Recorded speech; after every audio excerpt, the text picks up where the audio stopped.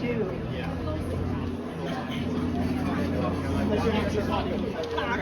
But we have a presentation to make, but I need my husband to come up here and a few other people.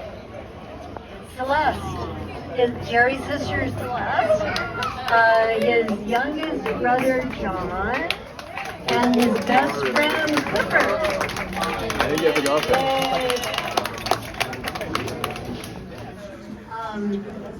So this presentation is kind of based on the fact that Jerry has a favorite word. It started out when he was really young, and he loves the concept, but I think he really loves the word more. It's synchronicity. And so synchronicity is what this presentation is about.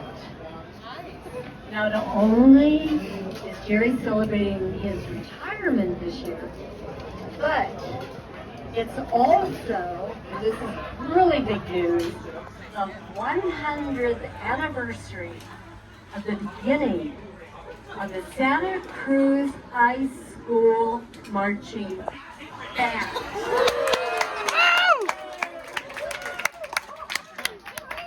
It was called the Big Red Band, and Jerry was very much a part of it, and so were Celeste, and so was John, and so was Clifford. Oh, and by the way, our other two children, Kristen and Joe, couldn't be here, so please tell everybody we love them and wish we love Jerry and wish we could be there. So, this will all make sense with this presentation. When we talk about this amazing band and the amazing things they did and all the awards that they received throughout their 100-year history. So I'm going to turn the microphone over to Celeste, and she will add to the story.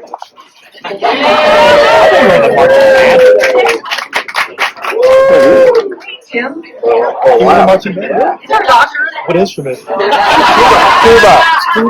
Big old tuba. Anyway, No idea. You play piano. I'm not quite sure how to segue the band to Jerry's retirement. Struggling here, but no. Jerry was a junior when I came to this band. You Nate? Nate is my son. You Nate? Even at that young age, he was starting to show You know, some high school. I think a good I don't doubt. Yeah. I was, came in as a Yeah, little we played You were Oregon too? player. No, I went to Bishop Dowd with Nate. He was in my class, yeah. Very, he was a leader. He's up in San Antonio. Of this band, and I felt very protected. Working. He was the president of the student body. Very accomplished student. And I felt very comfortable, and he made me feel like he watched over me and all the trips the band took. And I was very fortunate, but very thankful that he was there. It's not my takeaway. I just want to tell one story about when I was growing up. And this is also kind of foreshadowing of what Jerry went into later in life as a doctor.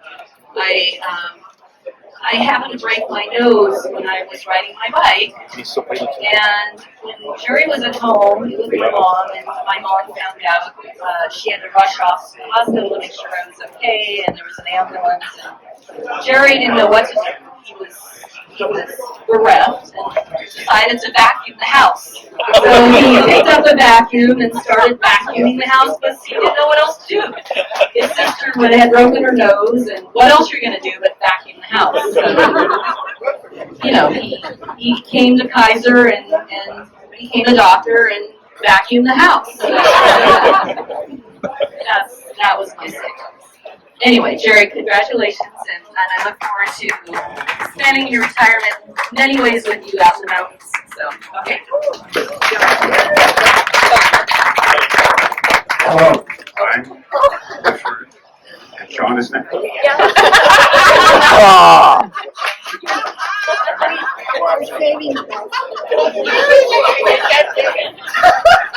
I'm John. I'm Jerry's little brother.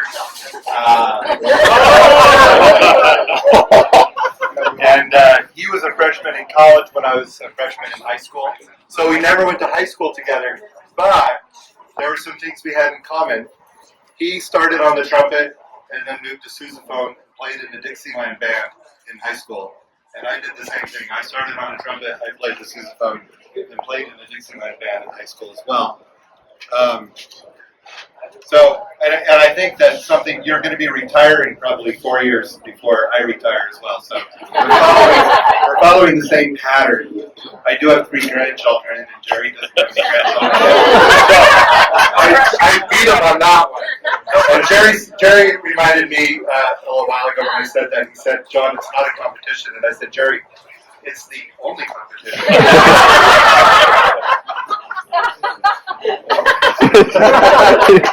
Yeah. Hi again. I'm Clifford. And Jerry and I, our friendship goes back way to elementary school. We went to the same elementary and junior high and high school, and the same college, and the same men's, all the way through. And we have a lot in common. We both share the experience of having OCD. And we both share the experience of the track team and the marching band. And we both share the experience of a girl named Betsy Britt. And I wanted to see your mother. But you know, we're different in a lot of ways too. Like Jerry went into internal medicine, and I went into pediatrics. Jerry likes baseball, and I love baseball. And I want to tell you about a story about Jerry.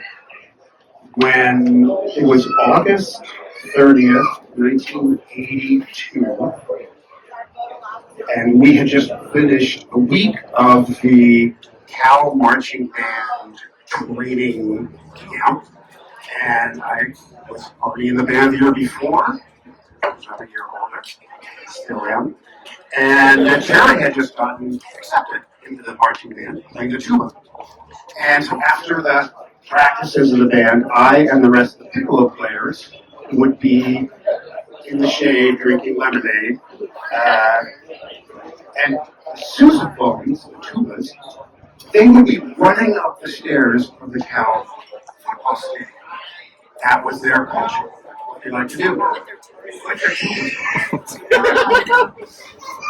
So after practice, Jerry says to me, "Come with me to the top of the Campanile Tower. I want to tell you something." So he didn't think I knew what he was going to say, but I knew what he was going to say. So we get to the top of the Campanile Tower, and he says to me, "Wilfred, I don't want to be in the camp." And it was so sweet because he thought somehow this would affect our friendship. I wouldn't speak to him again. He could do it, you know. And it turned out that he was right, because that actually was the last time I spoke to him. I was so bad. I have not spoken to him for 43 years. And today I'm here to break that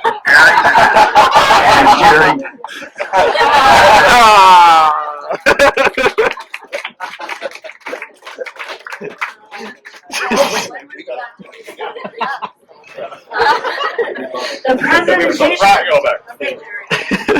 Okay, are you ready? Wait a second, I have to, there's some music. Wait. It's very true, but it's just for Bob. You're pinching myself. Do it for Bob. Oh.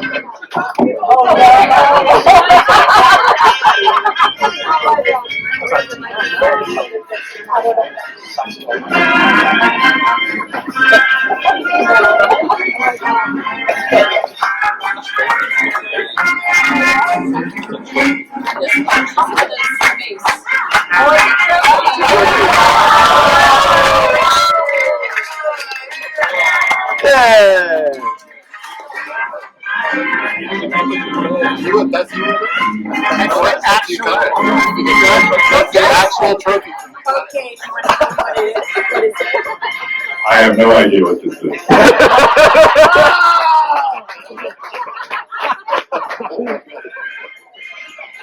It says 1980 High Band Review Class B, first place, Louisiana Pacific.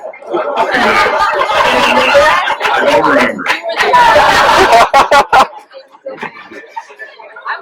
I do have a few words too. Is that okay? Okay, I just want to say that we expect this to be on Jerry's mantle that we will be looking for it every time we come to visit.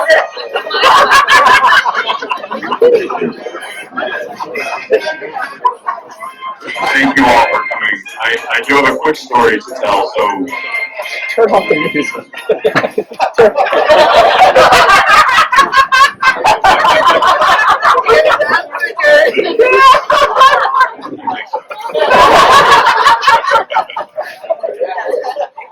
So it's been an interesting time with my patients as they come in to say goodbye.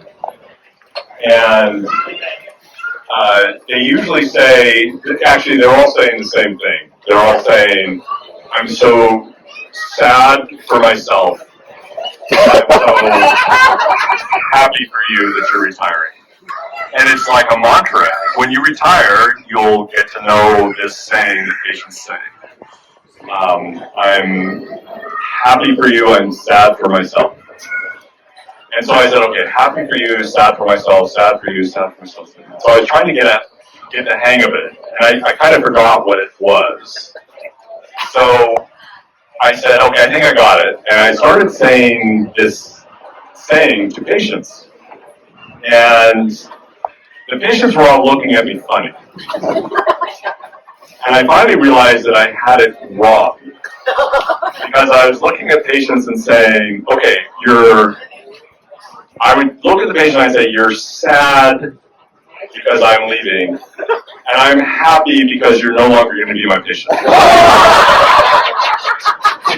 So I had it all mixed up.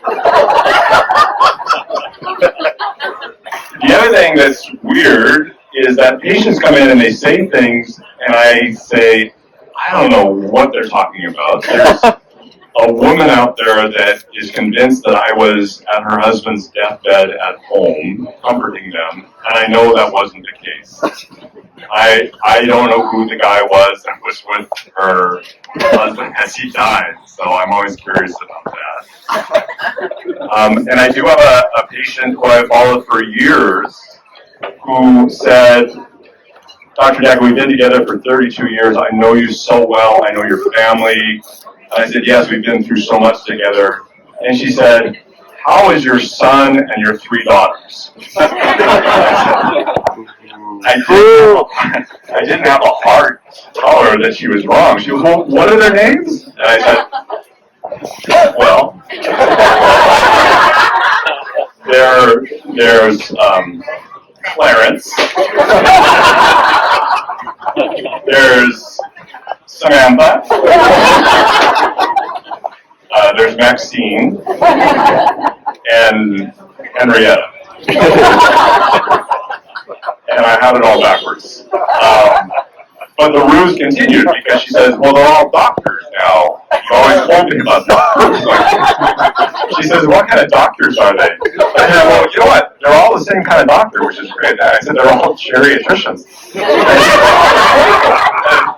Geriatrics, what does that mean? And I said, well, you know, they deal with memory care and things like that. She said, well, that's wonderful. We need a lot of good memory care.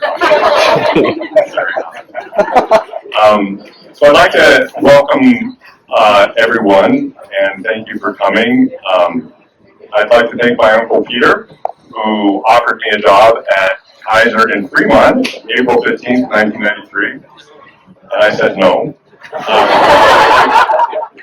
My father, who offered me a job at Santa Cruz Medical Clinic, 1995, after I'd been with Kaiser for 2 years, and I said no. Sorry, Dad. I'd like to introduce you to my kids.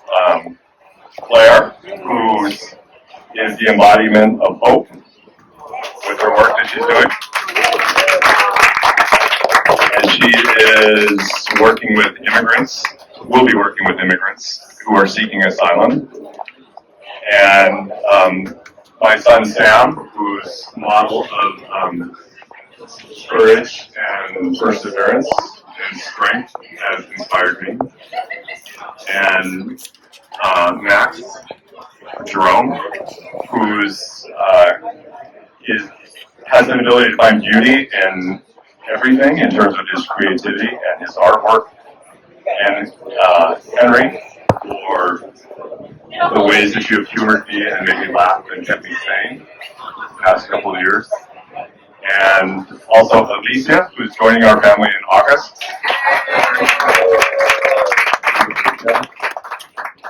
And special call out as well to my colleagues, Mark's sipping and drink. COVID was really, really difficult for chiefs. And there is no way I could have done that without Mark and the other chiefs that are here, so thank you. And our coming up faith community is here. Thank you to them who have come and sort of opened my eyes to many things. Pete and I have backpacked forever together, and he will tell you many stories about that. And I'm not going to forget Lydia, don't worry. Not at all. Special call out to Rhea and Tim, who are here for helping me get through so much.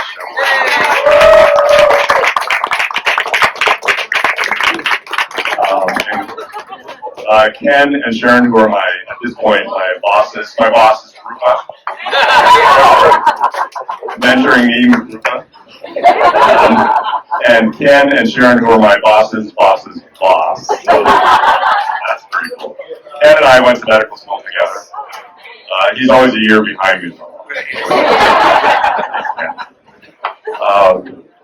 But Lydia, being married to a pediatrician is really helpful to be married to somebody in primary care if you do primary care, because she gets it and she gets me. And thank you for putting up with me and for charting from MPM to midnight every night with me. Do it together. I came to TPMG because I wanted to follow patients over a period of time, and I was in the perfect place at the perfect time with the perfect people. So thank you so much. Have a good time.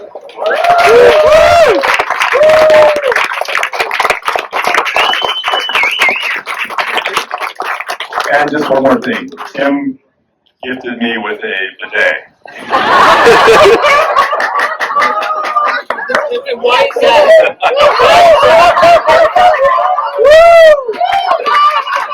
Hey, Tim, why is that?